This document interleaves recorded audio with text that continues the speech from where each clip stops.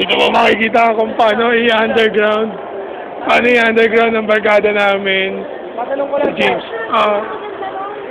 ganun ba? Kasi yun, to tell you honestly, for almost 3 years kayo magkakilala, yung maliit na kinis. Mamang Kalbo. Mama niya, pero mukhang bata niya. Maraming sasabi, magbulak na ako ng buha. Magaling siya, kasi lahat napapaikot niya. Oo. Mapatrabaho, lahat ng mga girls. Mga pagka namin, ang daming ginawaan sa aso, pero sa kanya hindi pa rin. Hindi mo lutas-lutas. Unsold pa rin. Oo. Unsold piece pa rin. Pero huwag natin yan yun, anong cut, dahil talagang ano yun. Sensitive. Hindi pa rin ngayon na yun. Tanungin na kita. Pag kinuha niyo yung number mo,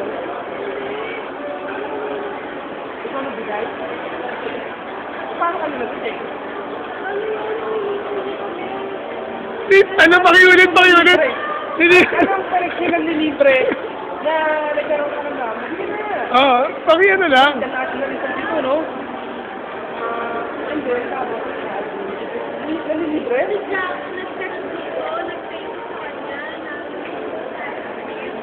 And then, mag-replace siya, ikaw na ang ano niya.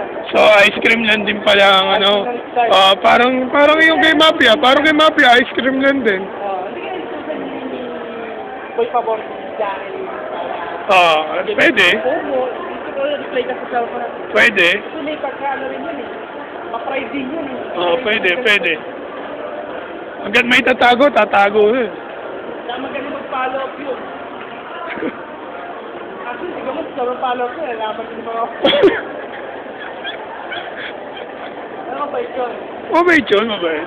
Kung sa sakali, kung gusto mong bumalik sa pag-aaral mo, magkatatapusin. Allowance.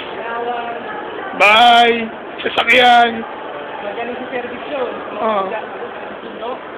Amberon yun. Lalo na kung medyo nagpapasikat ng konti sa'yo. Hindi ka sasakay nun sa kotse lang, bro. Oo. Saan siya isasakay? BMW, bro. Saka yung malaking sasakyan? Everest. Yan. Doon talaga. Pag mga special na babae, sa Everest talaga yun. Mabait yun. Mabait yung kaibigan namin. Kaibigan namin yun. After niya, kami naman. Malamang.